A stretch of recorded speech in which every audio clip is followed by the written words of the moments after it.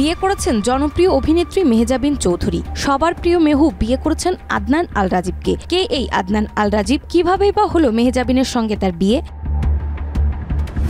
জানা গেছে গত 14 ফেব্রুয়ারি ভালোবাসা দিবসে ঢাকার বসুন্ধরা আবাসিক এলাকার একটি রেস্টুরেন্টে তাদের আক্ট সম্পন্ন হয়। 24 ফেব্রুয়ারি সামাজিক যোগাযোগ মাধ্যমে একটি আবেগঘন পোস্টের মাধ্যমে মেহজাবিন নিজেই এই সুখবর ভক্তদের জানান।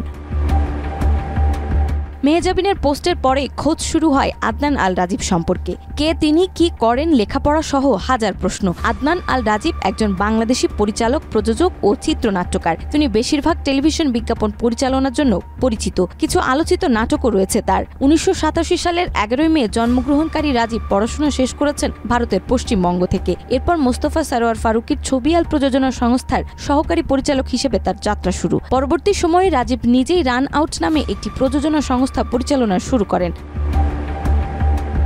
2012 সালের 9 এপ্রিল প্রথমবার রাজীবের সঙ্গে দেখা হয় মেহজাবিন চৌধুরীর। মাত্র 15 মিনিটের সংক্ষিপ্ত কথোপকথন তাদের মধ্যে এক বিশেষ অনুভূতির জন্ম দিয়েছিল। সেই বন্ধন সময়ের সঙ্গে আরও দৃঢ় হয় এবং 13 বছর পর তা বিয়ের মাধ্যমে পূর্ণতা পেল।